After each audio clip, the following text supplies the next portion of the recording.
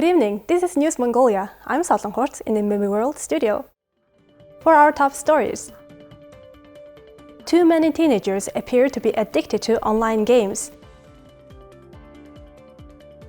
COVID-19, 338 confirmed cases, 3 additional deaths reported. The UN delivered its preliminary report on violence against women. For other news, stay tuned.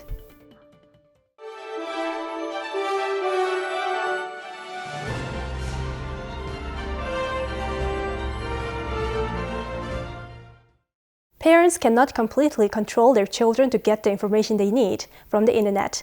Therefore, experts warn that parents need to pay special attention to controlling them and communicating with their children. Teenagers first start playing electronic games just to have some fun, without realizing they have become addicted to playing games in cyberspace. Moreover, some children reported that their families became addicted as well. They showed signs of fatigue, irritability, forgetfulness, and even back pain. I first played a computer game when I was in 7th grade. I played every day before I went to class. I was addicted for a while. Now I don't play at all. It is fun to play some electronic games. Because career choice is important, I think it's more rewarding to be trained in my chosen profession than to play some computer game at this age. It's wrong to be addicted to playing computer games for a long time. I play occasionally when I have some free time. For instance, in the last 5 years, more than 200 children have been diagnosed with cyber addiction at the National Center for Mental Health.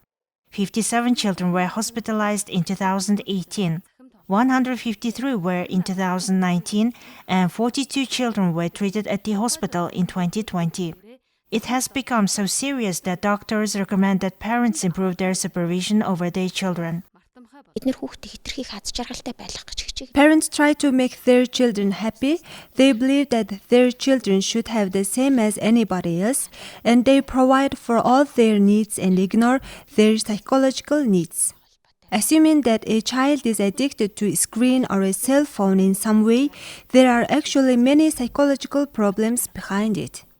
Rather than accepting that the child is addicted, it's important to find out if there is an underlying psychological problem. Mongolia has the highest number of active members using the internet in this part of Asia.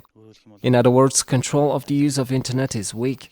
On the other hand, the involvement of parents is important, and the lack of control over whether the child is studying or getting the information he or she needs from the internet can lead to addiction to electronic games. There are more than 100 licensed PC gaming centers in the capital city. The operation of about 80 unlicensed centers has been stopped since the beginning of the year. Researchers advise parents to talk with their children and to stay close to them to help them spend their time more productively. The Ministry of Health reported that 338 new COVID-19 cases were confirmed today and 3 people have died. The Ministry of Health today on December 9th has reported that 338 new COVID-19 cases were detected in the past 24 hours after tests were carried out at the PCR laboratories across the country. Unfortunately, 3 patients, 2 women and 1 man, all with underlying health conditions, died of COVID-19 complications. All new cases except 1 were confirmed domestically, out of which 213 were confirmed in Ulaanbaatar, and 124 were confirmed in the provinces, and the remaining 1 case was imported. 3,898 COVID-19 patients are being treated at hospitals nationwide. Additionally, 7,301 patients are being treated at home. Among 3,898 COVID-19 patients being treated at hospitals nationwide, 1,547 are showing mild symptoms of illness and 78 are in critical condition. As of now, around 2.15 million people have received 2 doses of COVID-19 vaccine, and 24% of the population has received the booster shot so far. Citizens are actively getting additional booster doses. Thank you for staying with us on MNB World. Now let's take a look at Mongolia's current affairs. On the occasion of the 97th anniversary of the proclamation of the Mongolian People's Republic and the 110th anniversary of the establishment of diplomacy in Mongolia, the Embassy of Mongolia in Canada held an event on December 6, during which the Mongolian ambassador to Canada, Ehrenbart, presented the executive director of the Canadian-based International Human Rights NGO Center for Law and Democracy, Mr. Topi Mendel, with the Friendship Medal. By decree of the President of Mongolia, Mr. Topi Mendel was awarded the medal in recognition of his diligent work of successfully cooperating with governments and civil society organizations since 2001, in order to ensure the freedom to seek, receive, and import information, and one of the fundamental cornerstones of democracy. Mr. Topi Mendel has greatly contributed to enacting, promoting, and raising public awareness on the law and information transparency and the right to receive information, as well as the law on broadcast programming. Also, his courses and consultations on freedom of the media have been incredibly helpful in strengthening the media sector and further promoting values of democracy. The ambassador from Mongolia to Germany, Mandach Bilek, presented his copy of credentials to President of the Federal Republic of Germany, Frank-Walter Steinmeier, on December 6th. During the meeting, Ambassador Mandach Bilek delivered the President of Mongolia, Khrushchev's greetings and promised to work tirelessly in order to strengthen the two countries' relationships, as well as economic relations in the framework of the Comprehensive Partnership. In return, German President Frank-Walter Steinmeier mentioned his visit to Mongolia in 2014 when he was the Minister of Foreign Affairs of the Federal Republic, and he wished lots of success to the Mongolian ambassador. Now let's take a look at the currency exchange rates provided by Mongol Bank.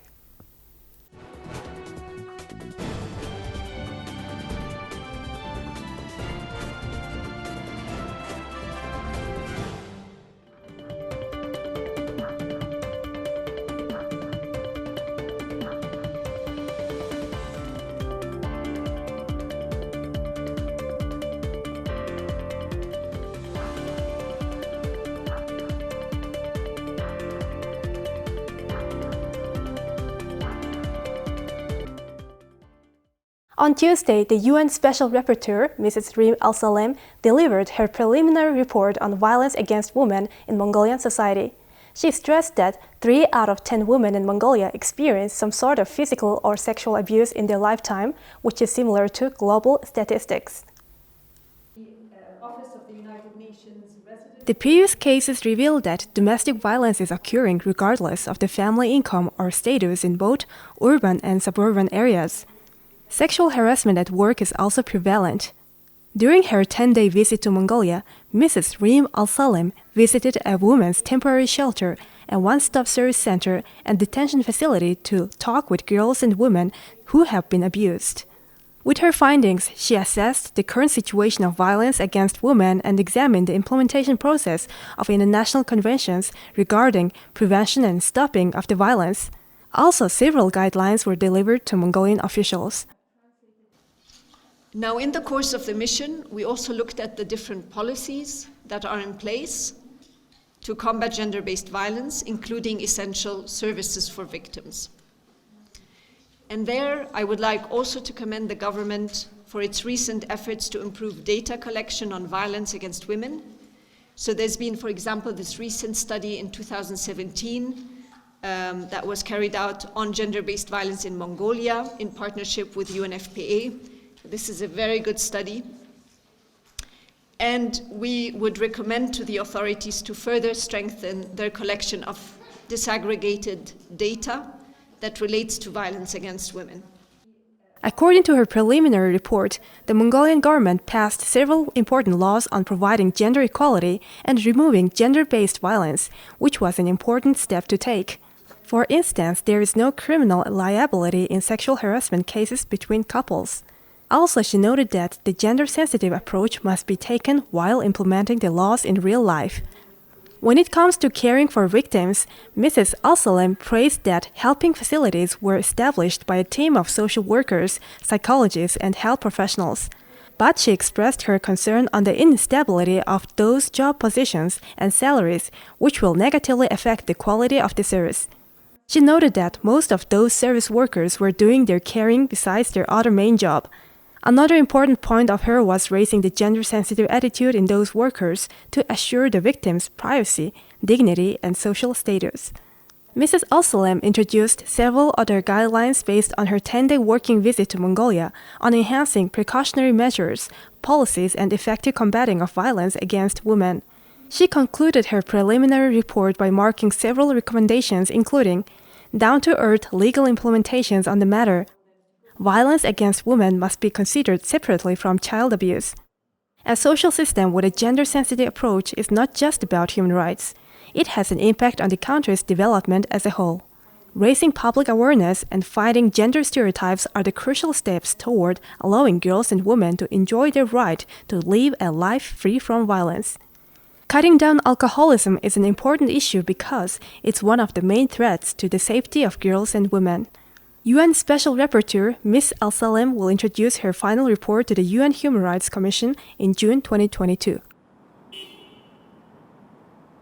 The Ulaanbaatar 2023 East Asian Games will be held in 12 sports including e-sport, judo, and boxing.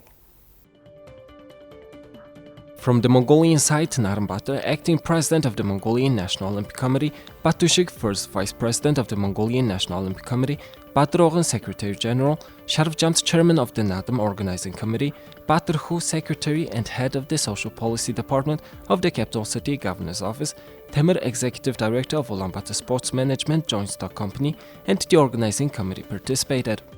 According to the agenda, Batushik and Baturhu welcomed the participants. The report on the preparations for the Ulaanbaatar 2023 East Asian Youth Games was presented and the dates and sports of the games were finalized. The East Asian Youth Games featured 9 to 10 major sports. In addition, the host country can offer 2 to 3 sports. The Council of the East Asian Olympic Committee has approved Mongolia's proposal for esports, freestyle wrestling and boxing. As a result, the Ulaanbaatar 2023 East Asian Youth Games will be held in 12 sports: athletics, badminton, basketball 3 vs 3, basketball 5 vs 5, football, judo, swimming, table tennis, taekwondo, volleyball, esports, freestyle wrestling and boxing. The proposal to hold the festival for 8 days from August 12 to 19, 2023 was also supported. According to the rules, the head of the NOC, which hosts the games, is the vice president of the East Asian Olympic Committee. Therefore, at yesterday's meeting, the first vice president of the Mongolian National Olympic Committee, Batushik, was elected as the vice president of the East Asian Olympic Committee. Ulaanbaatar, the acting president of the Mongolian National Olympic Committee, was also elected a member of the East Asian Olympic Committee. Now let's take a look at the weather forecast for the world's major cities.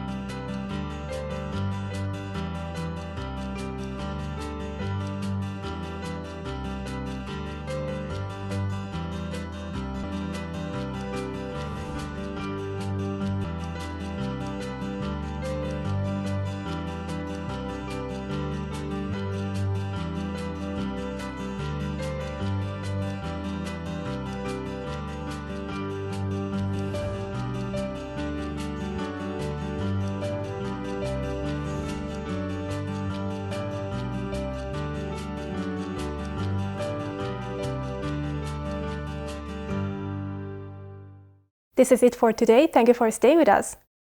We'll see you tomorrow with more news and updates. Have a nice evening. Goodbye.